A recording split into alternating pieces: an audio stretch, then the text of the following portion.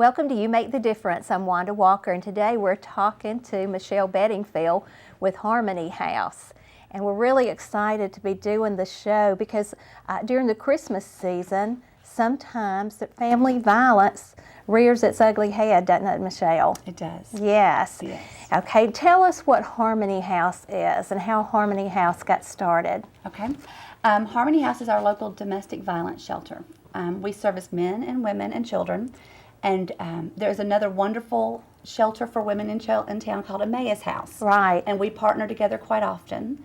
I think the biggest difference is that we are domestic violence and that we're confidential, whereas they serve homeless, and they're not quite as confidential. So both are very much needed in our town. Yes, they are. Yeah. Now tell me how Harmony House got started. What was the need? Yes, we used to have a shelter here in town, and it was here for 20, 30 years, and they did a great job. Project Love. Project Love, yes. Yep. And many people were familiar with it and had a great, hand in helping to get started. But just over time, and management changes and funding changes, they had to close their doors. Yes. And we went about a year here in town without a domestic violence shelter at all. There was a state certified shelter in Carrollton, and they were required to service Troup County. In that same year, we had over 600 domestic violence calls to 911. Only one person wanted to go to the shelter in Carrollton.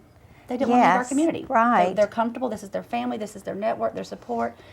And they may not know Carrollton. So I believe Lou Dekmar and Pete Scandalakis and other people that worked in the judicial system came together and said, we have a need that's not being met.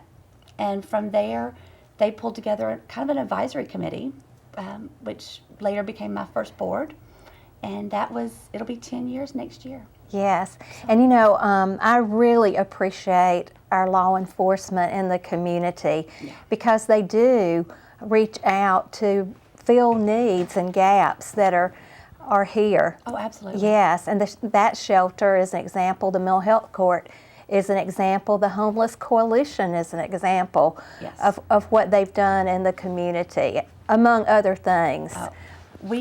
Just giving a shout out to our law enforcement. The groups of the dynamics of people that they work with is dangerous. You and I know that. Yes. But they saw the need, and they stepped up to say, hey, we want a community that we can live in, that we can, and they started it. They have a heart for the community. Yes. Yes. And I noticed that when you said who can come there, it's women, children, and men. Right. How often do you have men who come to your shelter? Well, we service men. Men. And we shelter men, but we don't shelter men at the same location. Okay. We have an alternate way that we shelter them. Last year we serviced 9 men. Wow. I had one just last month that I was sheltering, and it was a gentleman with 2 kids. So it varies.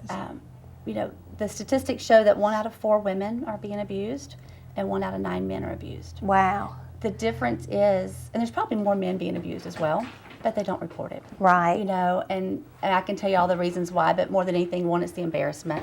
It's the harassment they're going to get from their guy friends. That male personality not wanting to report that this woman's beating up on me. Yes. And along with the other dynamics why the women don't report a lot of times. Yes. And sometimes I have ridden by homes in the neighborhood and just wondered what goes on behind closed doors. And a neighborhood can look fine, a family can look fine on the outside, right? Oh, yeah. But when it's just them, lots of times there's abuse. Yeah. And I'm sure you probably have done that too, haven't you? Oh, yeah. It's domestic violence, we kind of call it, it's the silence. The silence is what kills the people a lot of times, and they live with it. It's something that happens behind closed doors. Can I tell you a little bit about the dynamics? Yes. Okay. A lot of times an abuser is very good. They're manipulating, they're charismatic, they might be the life of the party, they're going to be someone that everybody loves to be around. Now, I'm not saying that's just because that's their characteristics that they're abusers, but abusers often have those characteristics. Yes. Does that make sense? Yeah. And therefore, when the women come forward and finally do share, it's so hard for people to believe that. They might be the elder or deacon in a church. They might be a president or management at a company. Honey, there's no way they would do that to you. but it's what happens behind those closed doors. That's right. And it doesn't discriminate. It happens in people living in poverty all the way up to those, that are millionaires. Yes. Now tell me about the services that Harmony House offers. Okay. So we mentioned we do it for men, women, and children. We kind of have 4 umbrellas, if you think of it. One is we do sheltering, which is what we started out with when our advisory committee was formed. 24 hours emergency shelter. They can come and stay there usually 30 to 90 days. But if someone's working their goals, and I can tell you a little bit more about that in a little bit. Okay. If they're working their goals and moving forward, we're going to keep them. We've had a lady that's been there almost 6 months now, and she's doing great, and she's safe, but we want to empower her to make it. But we also found out a lot of times people don't want to come to the shelter. Like you were talking about, they want to stay in their own home. They want to keep their kids where they are. So we started an outreach program. And we have one advocate that's trained just for outreach. And she'll go out and meet with them in an off-site office that we have. They'll meet with them at a place that's safe. And we can do anything that we need to work with them on outreach. So you don't have to come to the shelter to get services. That's great, isn't it? One of the biggest things I think is a misconception. But then we also realized that in order to break the cycle, we're going to have to go young. And we're really going to have to start talking to our youth. And so we have one program that's on teen dating prevention. And it's getting to the teenagers and showing them up front what a healthy relationship looks like, recognizing it in your friends if it's not healthy, and then how to respond to it. And then from there, we had a situation in Troup County about 3 years ago that involved a sexual assault. And there were no resources here. And it was actually Dr. Buchanan from LaGrange College that recognized this. And again, went to the law enforcement. The law enforcement stepped up. Yes. And, with the help of law enforcement and LaGrange College and some other groups in town, we have a sexual assault protocol. And Harmony House is the advocates to take the lead on that. Yes, that's great. Yeah. Okay, now let's talk about the shelter. Okay. Describe the environment that's there. It's a house. I'm not going. And when I first think of shelters, you think of cinder brick walls and cots lined up, and it's nothing like that. It's a home that's had additions added to it throughout the years. It's each resident gets their own room if they come in with a family. So if you come in with your daughter, you and your daughter would get your own room. That may leave 2 extra beds in there, but we're not going to fill those beds. If you come in with a single, we do ask that they share a room, and they become roommates. We have community living for the kitchen, and then community living for the TV, computer area. We have a playroom for the children. Each family tries to get their own bathroom assigned to them. Yes. So 4 bedrooms, 4.5 baths, living room, playroom, laundry room, computer room. Yes, and 16 beds, right? 14. 14 beds, okay. We can put up we have 2 that we can put up when needed. Yes. But yeah, so there's plenty of room. Plenty of room. We have cribs, pack and plays, all that. Home environment. It is very safe. And tell me what goes on during the day there. I know there's some counseling and those kinds of things. Is that done on site? We do have some on site. At the shelter, there's 3 advocates there during the day. Okay. One manages the shelter, one works with the families to help them reach their goals, and the other one's the outreach person I was mentioning. And they will be at the shelter during the day, so depending on what the goal is, excuse me, they will work towards that goal. So for some of them, it may be getting into counseling. For others, it may be going job searching, doing interviews. For others, it may be practicing their interview skills. So whatever their needs are, some may need medical help, and we're going to get them to those appointments. So during the day, it's meeting the goals of the client. Yes, and they, if they work, they go to work and those kinds of things. And you try to keep the children in the school that they were attending, if possible. If the mother finds that best, yes. we try to let her be the arbitrator of what happens.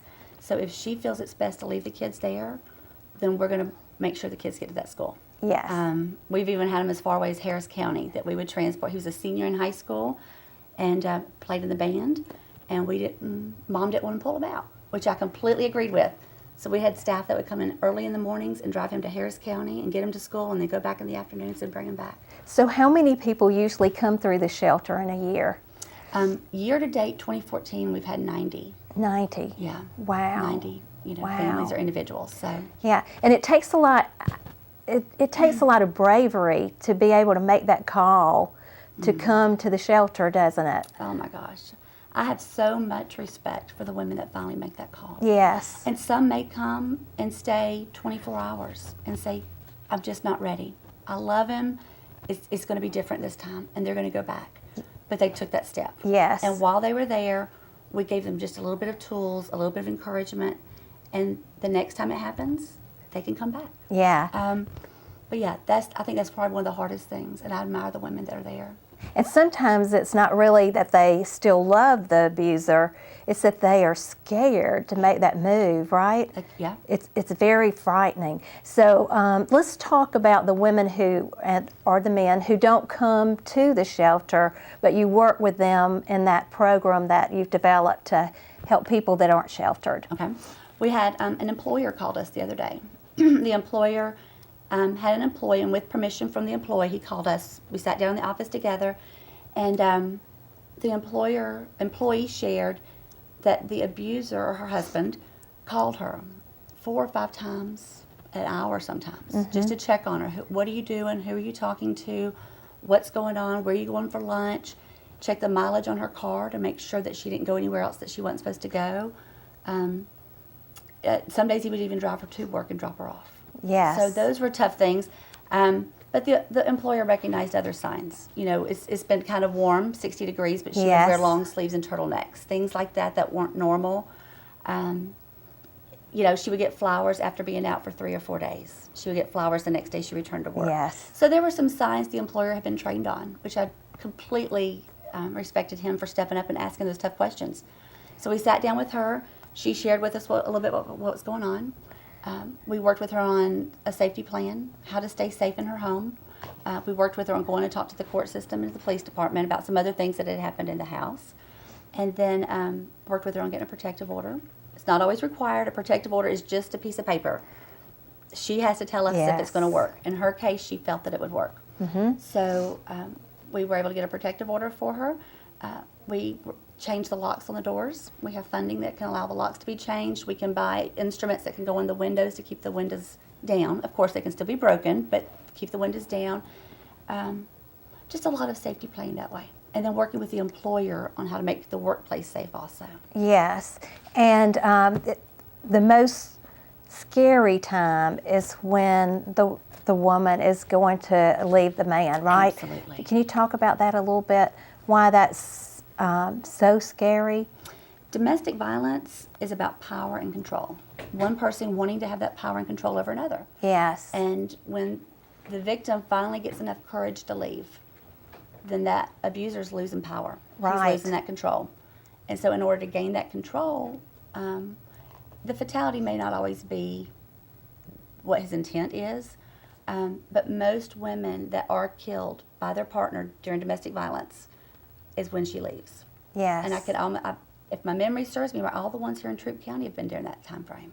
Wow. I know we've had, the Beasley family. I think she was getting stronger. I don't know if she was getting ready to leave him, but I do know that she'd gotten her education. She was going to work. She was breaking away a little bit.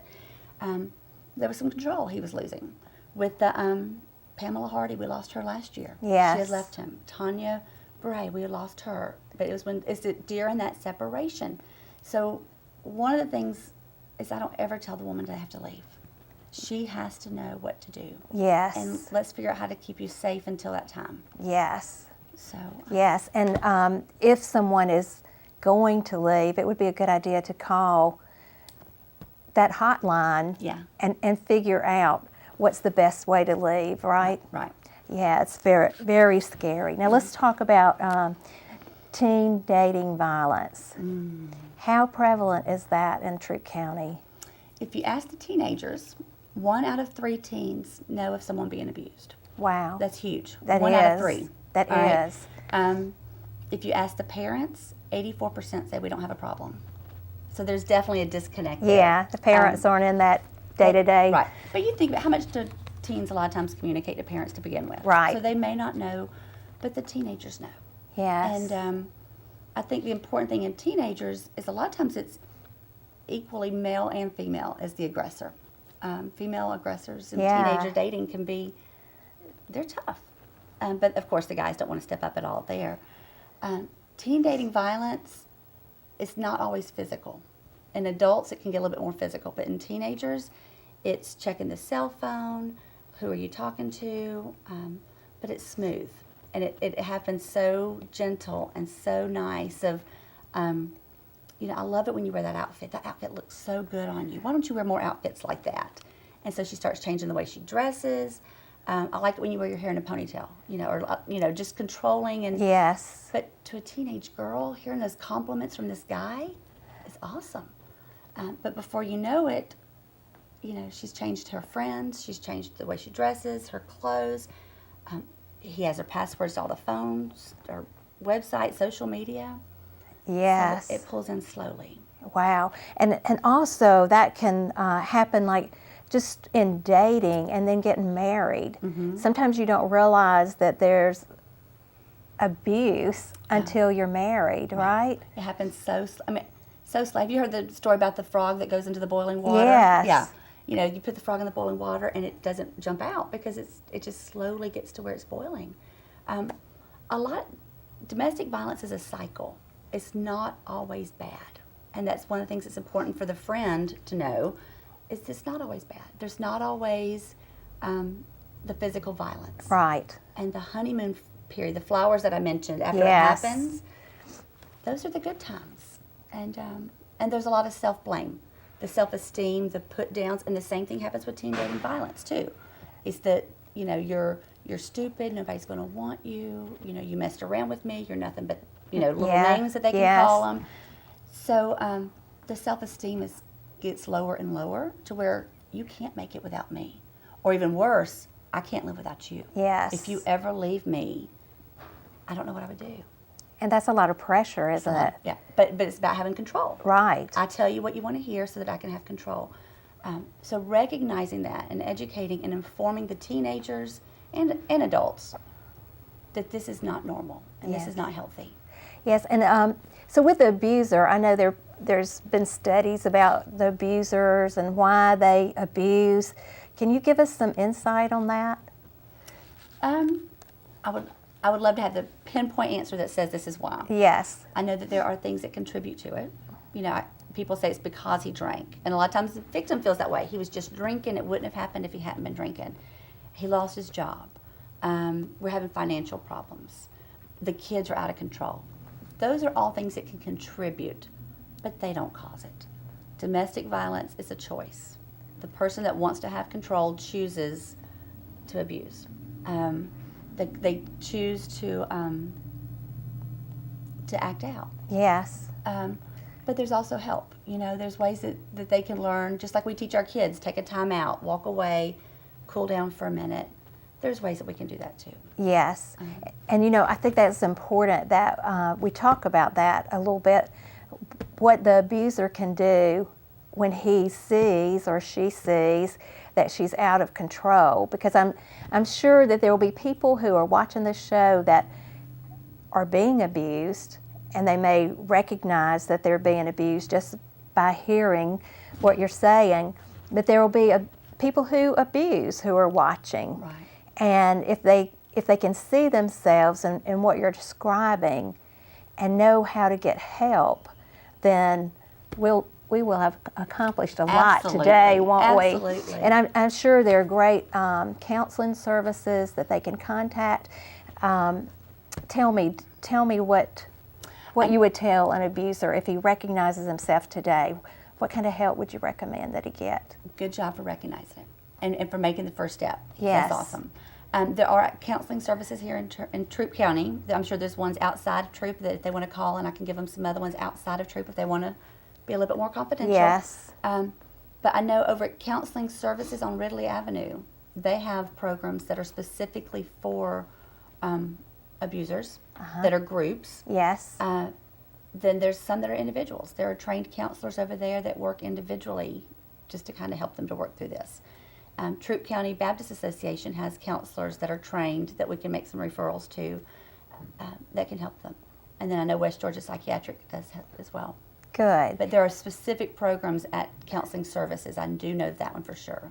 Great. So, Great. yeah. All right. Now, I attended a training that I guess you sponsored, and it talked about choking.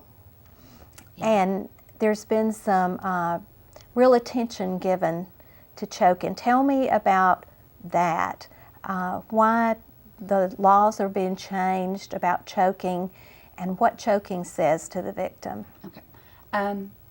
There was a House bill that just passed. I believe it's 711. House Bill 711 passed, and it made strangulation part of family violence at this point. So it only takes 4 ounces of pressure to choke someone. Yes. But what you don't see is the swelling that takes place on the inside. So it swells on the inside. So if a female or male feels that they've been choked, or I hate to use the word strangled, the attempt to strangle them, but the choking, if that takes place, they may feel okay for a little while, but the swelling continues. So definitely get that looked at.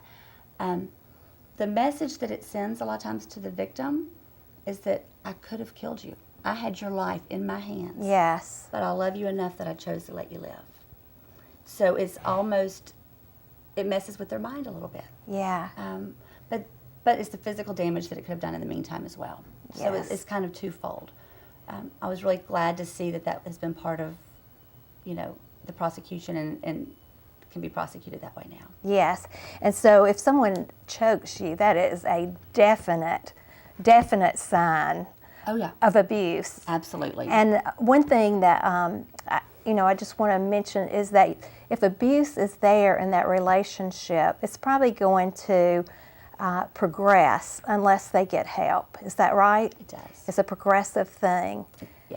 Yeah. Yeah, it starts out small, just a pinch or an arm, or we had one lady one time, and she was getting in the car. They'd been arguing a little bit in the store, and they walked out to the car, and he opened the door for her, and then he accidentally shut the door on her arm. Oh, wow. I mean, just slammed the door and Yeah. shut it on her. And it was an accident. Yes. But in the back of her mind, she wondered, was She it knew. really? Yes. Was this the message he was sending? And then a couple of weeks later, there was incidents where, they had been arguing, and he left a knife on the kitchen table. So there's little signs. Yes. And it's the intimidation. But it escalates. Yes. Now, tell me of a situation where someone's been able to leave successfully Oh, wow. and live life. Those are my favorites. Yes. We've had one lady, and I don't know if she's watching, but she'll know exactly who she is. Everything there is confidential. I didn't mention that in the Yes. beginning, but everything's confidential. She has given me permission to share her story. But she came in, and she was physically abused, sexually abused, and spiritually being abused. And when I say spiritually, I'm going to touch on that just for a second, but she was being brought up in the church all of her life, went to church, with her husband, but he would misquote scripture. And even though she was brought up in the church, she honored him enough to know, or to think she knew, that he was telling her the right thing. Yes. So he would turn things around. You need to go pray for me. You're not praying hard enough. My chest is hurting. You sinned today. You're thinking evil thoughts. You need to go sleep in the car and pray to God until, So there was ways. It's your fault. It's your fault totally. Yes. And through counseling and through her employer is here in town, but he did an amazing job helping with her. But they would, the court hearing, let me back up a little bit. She left in such a hurry. She left with her child. Part of her spiritual abuse was that he would have her write in a journal. In order for God to forgive you, you need to write down your sins of your thoughts. So what evil sins are you thinking of me? And what do you want to have happen to me? And she was honest. And he read them? He took that journal to the judge. Oh, wow. And the judge allowed him to get the protective order and turn over their child. She had a 4 or 5 month old child at the time that had only been breastfed, and the judge ordered that he turn over the child back to the abuser. And again, it was control. He didn't want this child. I mean, at their home, they had a special cry room. So if the child started crying, she had to take the baby to the cry room because he didn't want to hear it cry. But through awareness to the judge, through an amazing attorney, through counseling, her employer, she's doing great. Her church and her faith helped bring her through a lot of it. Yes. But she is working. She's has full custody. It's been a 6-year battle. So Wow. I'm not going to tell you it's easy. Yes. If the women get ready to leave, it's tough. Yes. And that support system you have around you is essential. but she's making it. Good. Yeah. Yay.